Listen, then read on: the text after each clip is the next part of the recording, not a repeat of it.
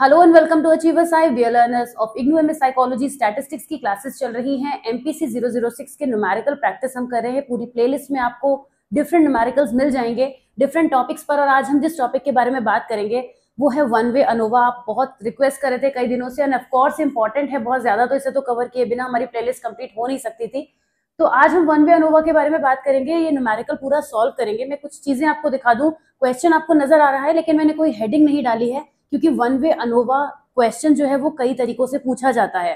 तो किस तरीके से कैसे करेंगे सारी बातें अभी हम करेंगे, बने रहिए वीडियो में। लेकिन पहले कुछ चीजें देखिए। आज मैंने जो स्टेप्स हैं वो पार्ट्स में लिखे हैं। आपको स्टेप्स नोट करने का मौका तब मिल पाएगा जब हम इसको साथ साथ करेंगे, और एक साथ करिएगा भी मत क्योंकि आज स्टेप्स को साथ साथ करना भी है और समझना भी है। आप देख सकते हैं काफी ज्यादा स्टेप्स हैं इसके क्योंकि थोड़ा लेंथी क्वेश्चन है।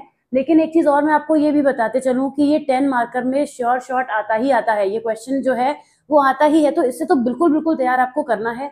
और अब मैं बता दूं कि ये क्वेश्चन कितने तरीकों से एग्जाम में पूछा जाता है। सबसे पहले तो आपके सामने लिखा होगा कि compute ANOVA for the given data. 3 groups आपके सामने होंगे और कुछ वैल्यूज उसमें होंगी और आपको उसको सॉल्व करना होगा। अगर ये न्यूमेरिकल आता है तो ऐसे में आपको कोई भी हाइपोथेसिस क्रिएट नहीं करनी है। अगर इस टेबल के अलावा और कंप्यूट अनोवा के अलावा कुछ भी नहीं लिखा है। अब वो कुछ भी का क्या मतलब है? दूसरे सिनेरियो में क्या होगा कि आपको दिया होगा कि compute ANOVA for the given data और इस डेटा के बाद लिखा होगा for certain critical values. Critical values जब हमें दी होती हैं तब हमें हाइपोथेसिस फॉर्मेशन करनी होती है। उन वैल्यूज का भी हम कंपैरिजन करते हैं by the end of the question. जब हम सोल्यूशन पूरा कर लेते हैं तो फिर उस हाइपोथेसिस को हम टेस्ट भी करते हैं। और ये सारी चीजें मैंने स्टेप्स में आपको बताई हैं। लेकिन आज का जो क्वेश्चन है वो कैसा है? क्या मैं टाइप 1 क्वेश्चन करा रही हूँ या सेकंड वाला आपको करा रही हूँ? तो मैं आपको बता दूं कि मैं आज आपको पहले सिंपल क्वेश्चन करा रही हूँ क्योंकि अनोवा की कैलकुलेशंस थोड़ी सी ट्रिकी हैं, समझने में थोड़ा टाइम लगता है। और वैसे भी मुझे लगता है कि एक क्वेश्चन अनोवा का अगर मैं आपको कराती हूँ तो वो सफिशिएंट नहीं होगा। प्लेलिस्ट में आप देख रहे होंगे कि काफी न्यूमेरिकल्स ऐसे हैं जो मैंने एक एक बार आपको कराए हैं, और जब होमवर्क में दिया है तो आपने बड़ा स्मार्टली उनके आंसर करे हैं। किसी की ऐसी कोई रिक्वायरमेंट भी नहीं आई कि मैम और समझना है हमें। और अगर आपको समझना भी होगा तो हम आगे करते रहेंगे, लेकिन फिलहाल अभी तक की मैं बात कर रही हूँ। तो अनोवा को मैं खुद आपसे कह रही हूँ कि एक न्यूमेरिकल सफिशिएंट नहीं है। जब मुझे ही नहीं लग रहा है कि एक सफिशिएंट है आपके लिए, तो आप कितना भी कह लें मैं नहीं मानने वाली। मैं आपको एक न्यूमेरिकल एटलीस्ट और कराऊंगी अनोवा का। उस न्यूमेरिकल में हम हाइपोथेसिस फॉर्मेशन भी करेंगे, कुछ क्रिटिकल वैल्यूज भी दी होंगी, और उससे क्या होगा, एक तो आपका अनोवा का रिवीजन होगा और हाइपोथेसिस वाला पार्ट उसमें इंक्लूड हो जाएगा। जिसके लिए हम सबसे अच्छा एग्जांपल रहेगा जून 2023 का क्वेश्चन, क्योंकि उसमें 2 क्रिटिकल वैल्यूज दी हैं। तो वो थोड़ा चीज मुझे आपको वहां पे समझानी है। अब हम यहाँ पे स्टेप्स देख सकते हैं। यहाँ पे पहला ही स्टेप है राइट द हाइपोथेसिस। लेकिन कब? जब CV critical values are given in the question. तो क्योंकि मैंने आपसे ये कह दिया है कि ये इस क्वेश्चन में हमारे पास क्रिटिकल वैल्यू नहीं दी है, तो let me quickly right the question for you. What should be the question? Compute one way ANOVA for the given data. आप भी मेरे साथ इस क्वेश्चन को लिख लीजिए। Compute one way ANOVA for the given data. Okay, इस तरीके से मैंने लिख दिया है, एटलीस्ट पता तो रहे कि हम क्वेश्चन कर क्या रहे हैं। तो ये डेटा हमें दिया हुआ है, ये हमारा एक सैंपल क्वेश्चन है जो कि सिंपल लेवल का क्वेश्चन है। अब हम यहाँ पे क्या करेंगे, ये वैसे तो हमारा स्टेप 1 है, होता है हाइपोथेसिस फॉर्मेशन का। हम स्टेप 2 से स्टार्ट करेंगे। लेकिन आप जब एग्जाम में ये क्वेश्चन ऐसा डायरेक्ट आएगा तो पहला काम क्या करेंगे, इस तरह की एक टेबल बना लेंगे। इसी को स्टेप 1 मान लीजिए जब आपको हाइपोथेसिस नहीं लिखनी है। ठीक है, इस स्टेप में आप सबसे पहला काम क्या करेंगे, इन तीनों कॉलम का टोटल करेंगे। एक चीज और नोटिस आप कर रहे होंगे कि यहाँ पे 5 वैल्यूज हैं और यहाँ पे 4 वैल्यूज हैं। तो ये क्या कहलाता है? Small n. आपको पता है ना कि स्मॉल एन क्या होता है किसी भी डेटा में जब हम करते हैं कि नंबर ऑफ टाइम्स हमें डेटा दिया होता है। तो ये N1, N2, N3 या NA, NB, NC, क्योंकि group A, group B, group C के लिए दिया हुआ है। तो NA, NB, NC यहाँ पे क्या है?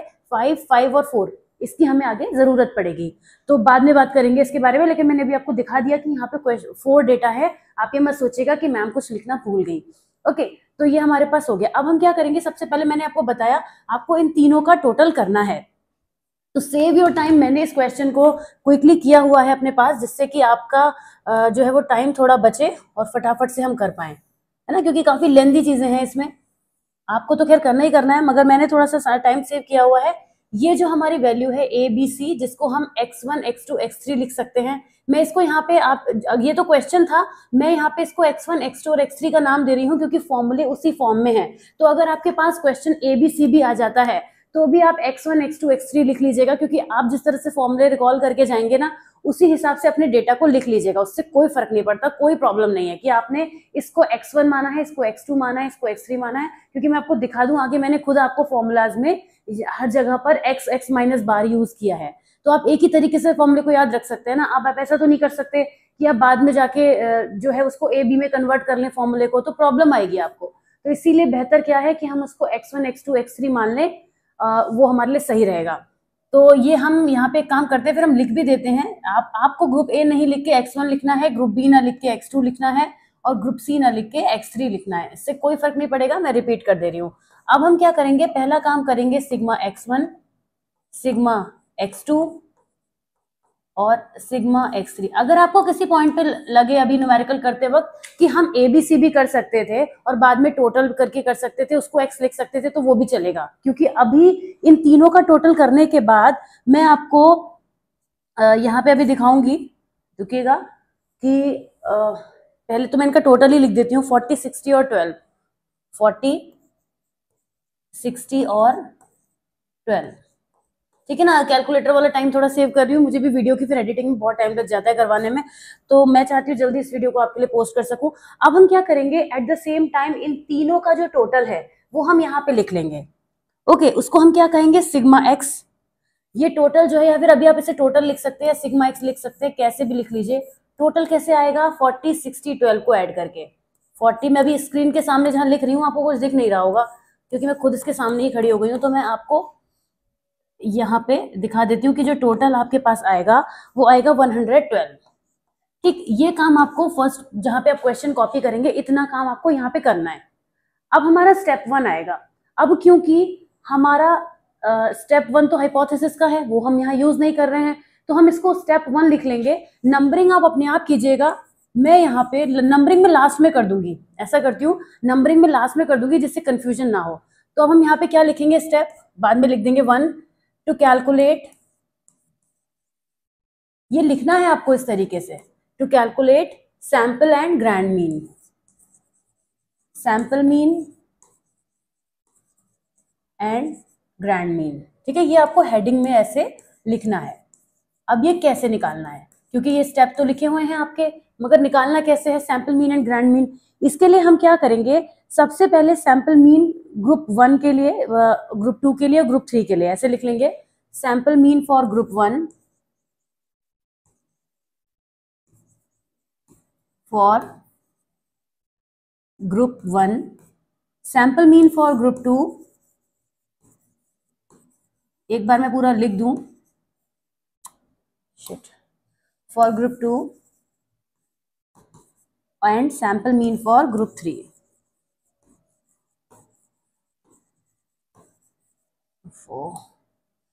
For group 3।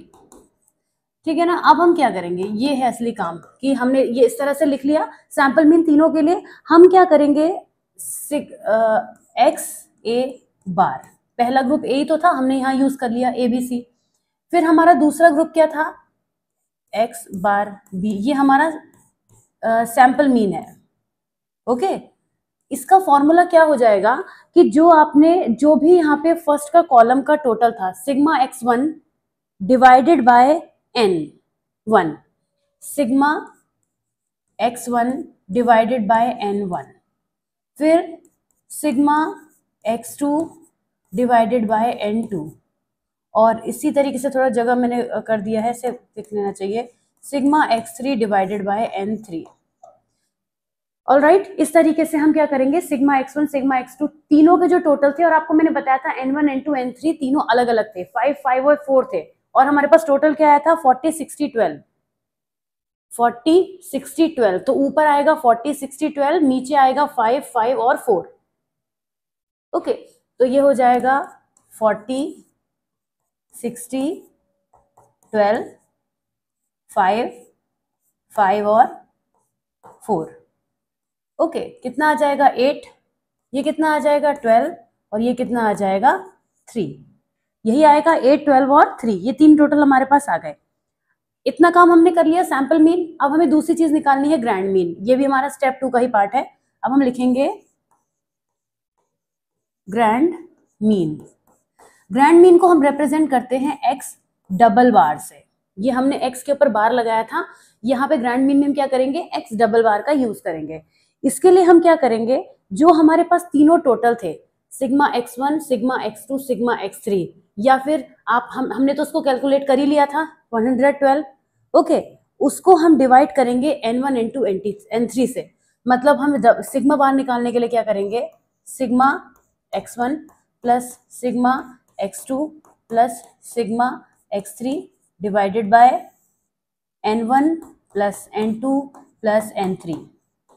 ओके, अब ये आपने टोटल पहले ही कर लिया था, राइट, यहाँ पे आपने टोटल कर लिया था, अभी भी करेंगे तीनों का तो 112 ही तो आएगा, बदल तो जाएगा नहीं, 112। और नीचे कितना हो जाएगा, n1, n2, n3 5, 5, 4, यानी कितना हो जाएगा टोटल वैल्यू 14। अब हम जब इसको डिवाइड करेंगे तो हमारे पास आएगा 8।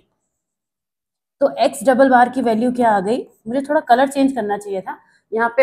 आई होप कि कंफ्यूजन नहीं होगा, वैसे क्लैरिटी तो है, आपको भी समझ में आ रहा होगा, मेरे साथ साथ आप इस क्वेश्चन को कर रहे होंगे।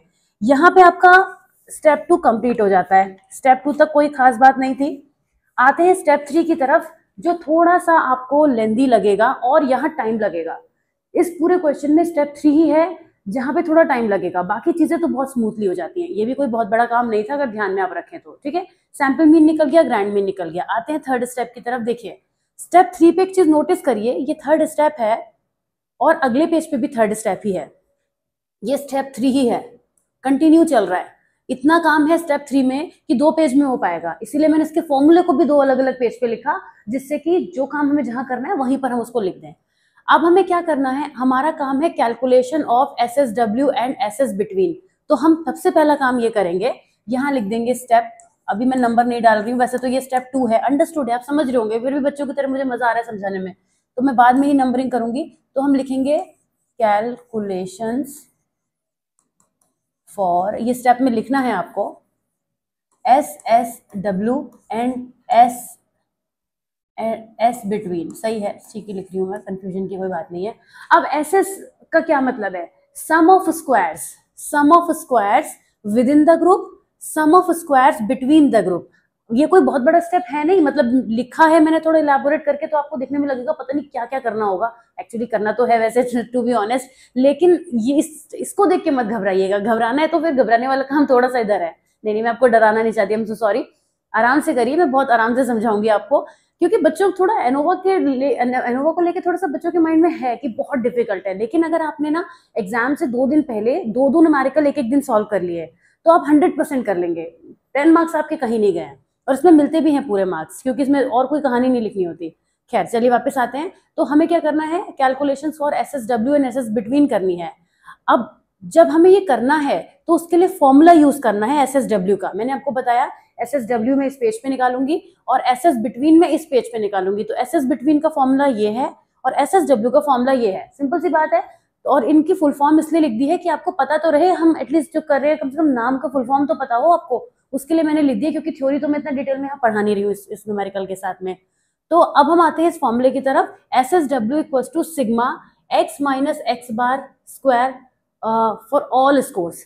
अब आपको समझना है ये x क्या है, x बार क्या है, इसीलिए मैंने आपको वहां पे शुरू में x1 x2 लिखाया था, जिससे आपकी बात समझ में आए। तो पहले काम करते हैं, हमने हेडिंग तो डाल दी, अब हम इसका फॉर्मूला लिख लेते हैं। SSW equals to sigma x minus x bar whole square, ठीक, ऑल स्कोर्स। अब इस ऑल स्कोर्स का मतलब है यहाँ पे सारे x आएंगे और यहाँ पे सारे x बार आएंगे। x बार तो अलग अलग आए थे, ये भी x बार था, ये भी x बार था, ये भी x बार था। अब जो मैं स्टेप 3 में आपको तरीका समझाऊंगी वो इजीएस्ट तरीका है, अगर आपने उससे किया तो आप 100% आपकी एक भी मिस्टेक नहीं हो सकती, स्टेप 3 में ही मिस्टेक होने के चांसेस होते हैं। करेंगे क्या, आप ये समझ लीजिए कि इस क्वेश्चन में x का मतलब है, आराम से समझिए, x का मतलब है ये वाली वैल्यूज, क्योंकि ये x1 है, x2 है, ये x3 है, और इस यहाँ पे x बार की वैल्यू है, तो हमें क्या क्या यूज करना है, हमें ये 5, 5, 4 इनका यूज करना है और इन तीनों का यूज करना है। कैसे करेंगे अब समझिएगा। सबसे पहले काम करते हैं हम, पहले लिख लेंगे SSW। ओके, उसके बाद हम तीनों नंबर्स को मैं एक बार लिख देती हूँ फटाफट से, जो नंबर्स थे क्वेश्चन के, मेरे हाथ में भी यहाँ पे स्क्रीन पे क्वेश्चन है तो मैं लिख देती हूँ उसको। हमारे पास था 7, कुछ नहीं लिखना है, सिर्फ स्कोर लिखना है, क्वेश्चन पेपर से क्वेश्चन कॉपी कर रही हूँ मैं सिंपली। 7, 10, 8, 8, 7, 8, 8, 7। उसके बाद था, थोड़ी दूरी पर लिखिएगा, 12, 10, 14, 11, 13, 14, 11। अभी आप समझेंगे मैं करना क्या चाह रही हूँ, बहुत आसानी से समझ में आएंगे। 3, 3, 4, 2, ठीक है। ये सबसे आसान तरीका है SSW कैलकुलेट करने का। अब हम क्या करेंगे, जो पहला x बार आया था 8, वो हम इसमें से माइनस करेंगे, क्योंकि ये वैल्यू है x1 की, सब में से हम 8 माइनस करेंगे। ओके, उसके बाद हम इन सबका स्क्वायर कर देंगे।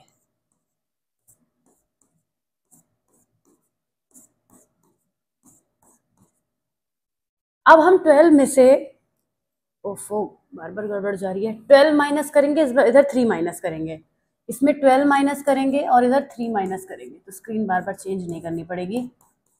-12, -12, -12। अभी आप सिर्फ देखिए कि मैं क्या कर रही हूँ और मैं क्यों कर रही हूँ, ये मैं भी बताती हूँ आपको। और इसके बाद हम इसका स्क्वायर, मैथ्स वाले बच्चे तो अब तक समझ गए होंगे कि मैं कर क्या रही हूँ, लेकिन अगर आपने मैथ्स में थोड़ा प्रॉब्लम है बेसिक कॉन्सेप्ट में, तो आपको मैं समझा दूंगी, डोंट वरी, ये कोई बड़ी बात नहीं है, ठीक है।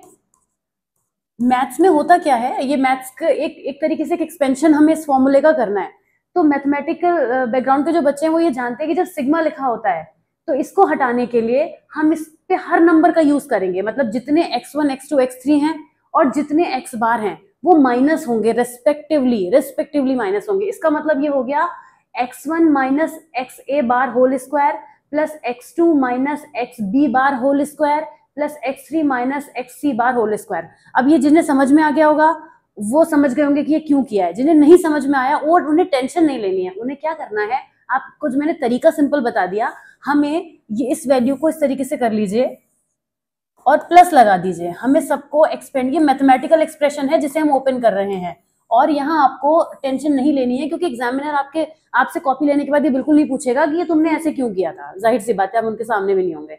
तो आपको क्या करना है, आप अगर ऐसे कर देंगे तो एग्जामिनर को समझ में आ जाएगा आपने किया क्या है। हमने इसको इस तरीके से एक्सपेंड ना करके, और वो बहुत क्रिटिकल होता है, उसमें तो 100% कोई ना कोई वैल्यू छूट जाती है, तो जब हम इसका एक्सपेंशन करते हैं तो वैसे ना करके अगर हम कॉलम में कर लेंगे तो एक तो गलती होने के चांसेस नहीं रहेंगे, ऊपर से कैलकुलेशन ठीक होंगी। अब हम क्या करेंगे, थोड़ा मैं स्पेस लूंगी इधर, मुझे लग रहा था ये पेज भी कम पड़ जाएगा इसके लिए।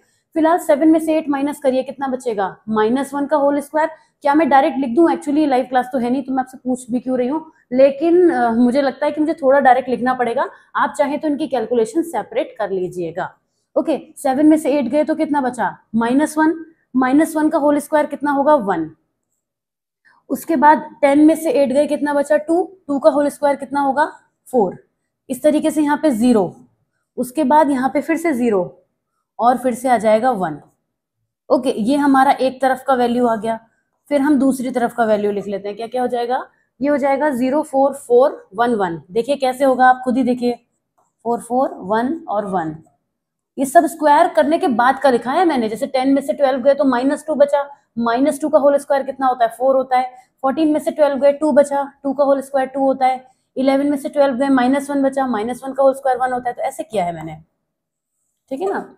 अब यहाँ पे हो जाएगा 0, 0, 1 और 1, 0, 0, 1, 1, यस, 0, 0, 1 एंड 1। अब हमें इन सब नंबर को ऐड कर देना है आपस में, यहीं पे कर देती हूँ मैं। 4 और 1 5 और 1 कितना हो गया, 6 और 4 10, 10 और 4 14, 14, 15, 16, 17, 18। तो ये टोटल जो आ जाएगा हमारे पास, आप अलग अलग भी लिख सकते हैं, वैसे डायरेक्ट लिख लीजिए, पूरा मिला के ही हमें लिखना है, 18 हो गया। तो हमें मिल गया है, SSW की वैल्यू मिल गई है 18। और मैंने इतनी जगह जो बचाई उसका कोई खास फायदा नहीं हुआ, क्योंकि बिटवीन तो मुझे नेक्स्ट पेज पे ही करना है।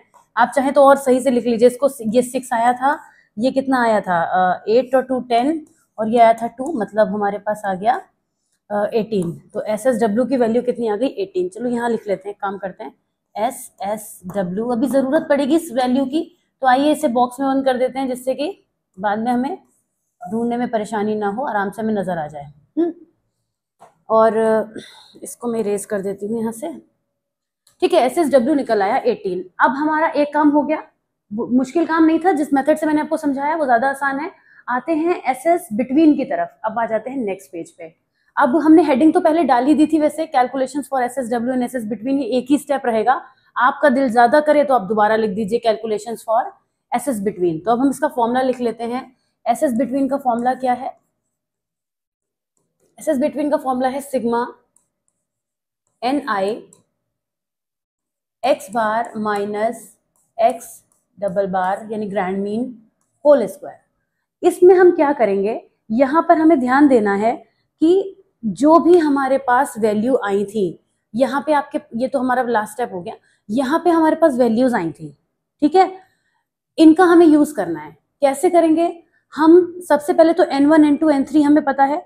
ये Ni का मतलब हो गया कि एक बार फॉर्मूले में N1 लगेगा, एक बार N2 लगेगा और एक बार N3 लगेगा। फिर से ये एक्सपेंशन है। हो सकता है कुछ बच्चों को लगे कि बहुत ज्यादा मैथ्स हो रही है, समझ में नहीं आ रहा है, लेकिन आप थोड़ा ट्रिकी वे में इसको अंडरस्टैंड कर लीजिए एक बार, फिर आपको समझ में आ जाएगा। इस बार मैं इस फॉर्मूले को एक्सपेंड कर देती हूँ। उसका रीजन है Ni, मतलब हम एक बार लिखेंगे, हम लिख देंगे इस फॉर्मूले को सिग्मा N1 क्या था जो x1 के लिए था यानी 5, उसके बाद x1 या फिर XA bar minus x double bar whole square sigma N2 XB bar minus x double bar whole square plus sigma N3। बहुत सोच सोच के मुझे भी ध्यान से लिखना पड़ रहा है, एक मिस्टेक हुई नहीं और पूरा क्वेश्चन यहाँ से खेल खराब हो जाएगा। ठीक है, अब हो सकता है आपको ये लगे कि ये क्या कर दिया आपने, ये वो ही कर दिया जो पिछले पार्ट में मैंने नहीं किया था, क्योंकि यहाँ पर इसको हमें करना पड़ेगा क्योंकि n इंक्लूड हो गया है और n तीनों के लिए अलग अलग है। अगर n इंक्लूड ना हुआ होता तो ये काम भी पिछले वाले न्यूमेरिकल की तरह हम कर लेते, पिछले वाले पोर्शन की तरह, सॉरी स्टेप की तरह कर लेते, लेकिन यहाँ पर हमारी थोड़ी मजबूरी है कि N1 N2 N3 है। हमने क्या किया, हमें इस फॉर्मूले को ध्यान रखना है। अब क्या करेंगे, जो बार वाली वैल्यू आई थी, आपको पता है बार फर्स्ट क्या आया था, x1 बार क्या आया था 8 12 और 3। मैं काम करती हूँ, इसे लिख लेती हूँ वहीं पर या फिर ध्यान में भी रख सकती हूँ, ज्यादा आसान रहेगा। XA बार ये 8 था और हर बार x डबल बार माइनस हो रहा है। ध्यान से देखिए इस फॉर्मूले में हर बार ये वैल्यू नहीं बदलेगी, ये वैल्यू नहीं बदलेगी। क्या क्या बदलेगा, N1 N2 N3 बदलेगा जो कि 5 5 और 4 है, और XA XB XC बदलेगा। लिख ही लिया जाए, ज्यादा अच्छा रहेगा। XA XB XC और ये तीनों के बार कितने थे, 8 12 3, 8 12 और 3, और साथ में N1 N2 N3 में पता है क्या है 5 5 और 4। इसको पुट करने के बाद मैं डिलीट कर दूंगी, कितनी स्पेस नहीं है हमारे बोर्ड में कि हम इतना सब कुछ कर पाए। तो अब हम आ जाते हैं यहाँ पे वैल्यू लगाने के लिए। N1 कितना था 5, XA बार कितना था 8, और ये तो हर बारी 8 आया है सबका, 8 minus 8 whole square plus N2 कितना था 5, XB कितना है 12 minus 8 whole square plus 4 3 minus 8 whole square. समझ रहे हैं ना, यहाँ पे 8 8 8 क्यों है, क्योंकि x बार कभी ग्रैंड मीन बदला नहीं है, ग्रैंड मीन तीनों बार सेम रहा है डबल बार, और XA की वैल्यू 8, XB की वैल्यू 12, XC की वैल्यू 3। ये देखिए XC की वैल्यू 3 यहाँ रही, ठीक है। तो 3 माइनस 8 हमने कर दिया। आइए इसे सॉल्व करें। यहाँ पे 8 में से 8 गया, 0 बचा, 0 का स्क्वायर 0 और 0 की मल्टीप्लाई 5 से सब कुछ हो गया 0। उसके बाद 12 में से 8 माइनस करिए, कितना बचेगा 4, 4 का स्क्वायर कितना होता है 16, ओके। फिर यहाँ पे 3 में से 8 माइनस करिए, कितना बचा 5, 5 का स्क्वायर कितना होता है 25, ओके। 80 plus 100 equals to 180। ये किसकी वैल्यू आई है, SS बिटवीन की। क्वेश्चन तो ऐसा है कि बस 1 घंटा आराम से लगा देगा समझाने में, मुझे समझ नहीं आ रहा वीडियो कितना लंबा होने वाला है। इसको भी हम बॉक्स में बंद कर लेते हैं, ठीक है ना। आते हैं नेक्स्ट स्टेप की तरफ। नेक्स्ट स्टेप में हमें क्या करना है, अब हम एसएस टोटल कैलकुलेट करेंगे। ये बहुत आसान स्टेप है, हम नेक्स्ट स्टेप में लिख लेते हैं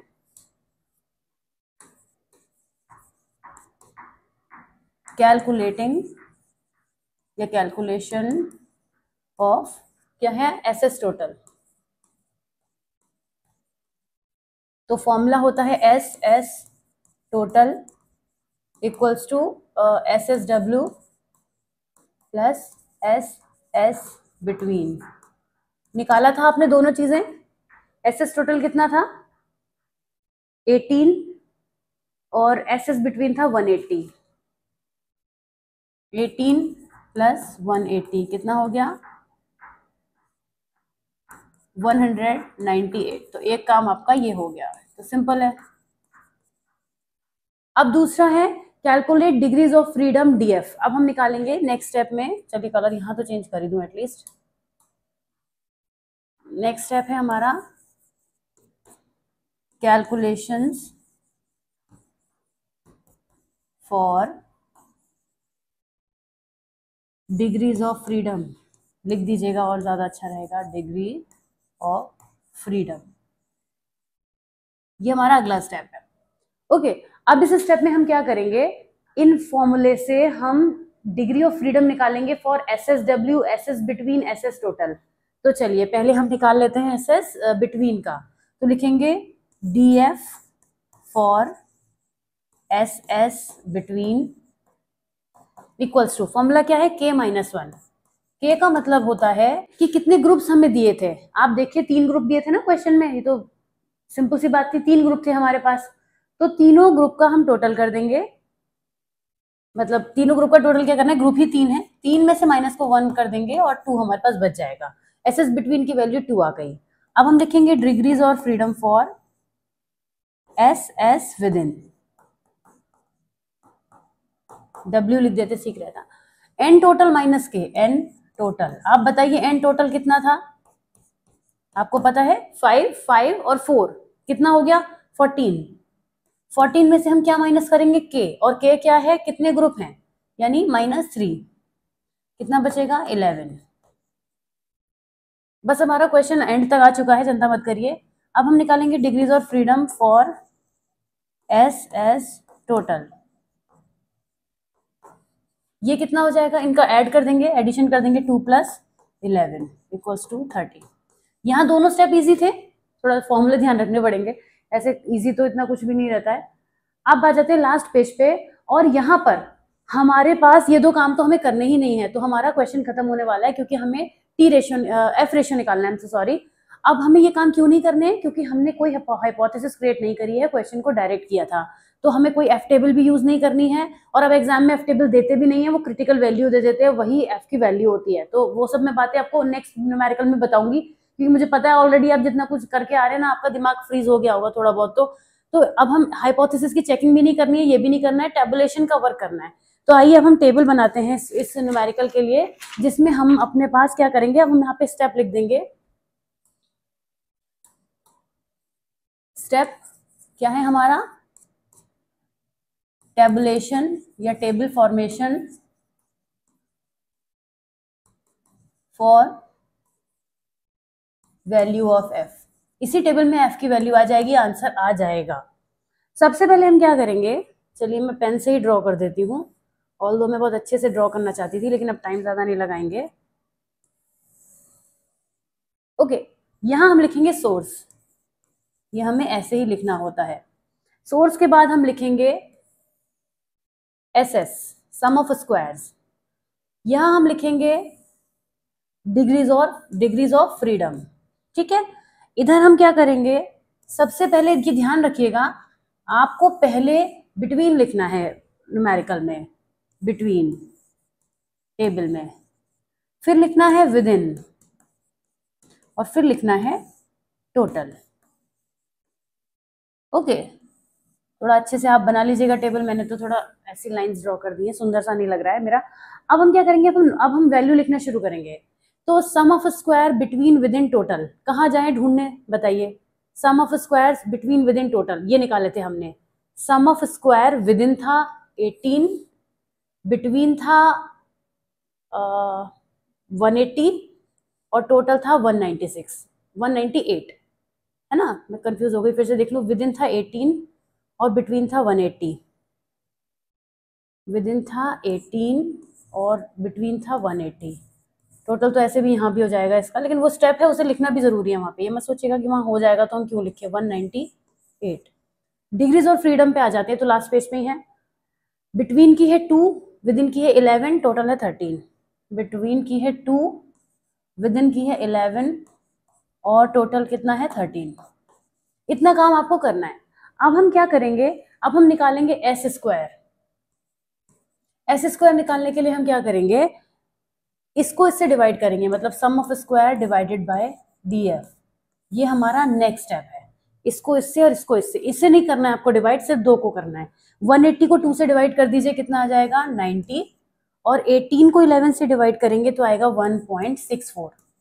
फाइनल स्टेप पे हम आ चुके हैं। अब हम कैलकुलेट करेंगे एफ वैल्यू हम फाइंड आउट करेंगे, जो कि हमें मिलेगी एस स्क्वायर को बिटवीन और एस स्क्वायर विद इन से, यानी एस स्क्वायर बिटवीन कितना है 90, इसको लिख भी लीजिए, S square between divided by S square with in, ठीक है। मतलब 90 को ऐसे भी ध्यान रखिए ना, कोई टेंशन की बात नहीं है। 90 को 1.64 से हमें डिवाइड करना है, तो हमारे पास 90 को जब हम यहाँ पे डिवाइड कर देंगे 1.64 से, तो हमारे पास आंसर आ जाएगा 54.87। Okay, 54.87।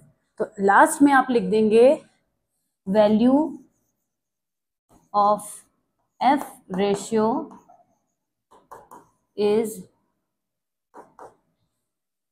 54.87 and this is your answer and congratulations, you have done the numerical, completed it. Okay, तो इस न्यूमेरिकल में हमने काफी सारी चीजें करी। आपने देखा 3 स्टेप कम हो गए जब हमें डायरेक्ट अनोवा को कैलकुलेट करना था। आई एम श्योर वीडियो बहुत लंबा हो चुका होगा, लेकिन कोई बात नहीं, आपको इसको समझना भी जरूरी था।